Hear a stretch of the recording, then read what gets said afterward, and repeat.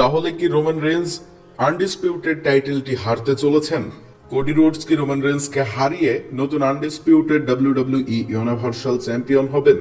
আপনারা যেমনটা জানেন, রেসলমেনিয়ার দ্বিতীয় রাত্রের মেইন ইভেন্টে রোমান রেঞ্জ এবং কোডি রোডসের আনডিসপিউটেড ডাব্লিউডাব্লিউই ইউনিভার্সাল চ্যাম্পিয়নশিপ ম্যাচটি অফিসিয়ালি কনফার্ম করা রয়েছে।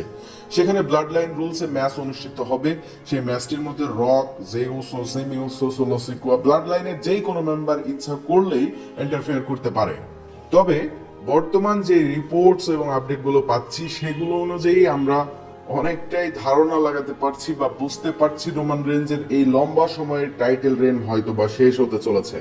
অর্থাৎ রোমান রেঞ্জ হয়তোবা কোডি রোডসের কাছে হারতে চলেছে এবং কোডি রোডস রোমান রেঞ্জকে হারিয়ে নতুন আনডিসপিউটেড ডাব্লিউডাব্লিউই ইউনিভার্সাল চ্যাম্পিয়ন হতে চলেছে।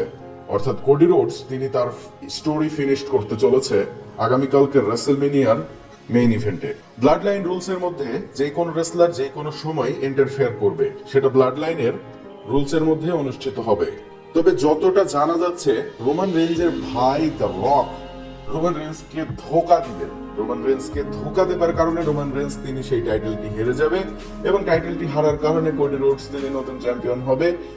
শুধু এই নয়, বেশ কিছু সম্ভাব্য বিষয় আমাদের সামনে উঠে আসছে, সেগুলো অনুযায়ী সব কিছু মিলিয়েই বোঝা যাচ্ছে রোমান রেঞ্জ হয়তোবা চ্যাম্পিয়নশিপটি হারতে চলেছেন আগামীকালকের রেসলমেনিয়াতে। তবে আমি আশা করব রোমান রেঞ্জ যেন এই চ্যাম্পিয়নশিপটি না হারে। দেখা যাক কি হয় আগামীকালকের রেসলমেনিয়াতে। আপনাদের কি মনে হয়, কে জিতবে, রোমান রেঞ্জ নাকি কোডি রোডস? অবশ্যই কমেন্ট করে জানাবেন। ধন্যবাদ।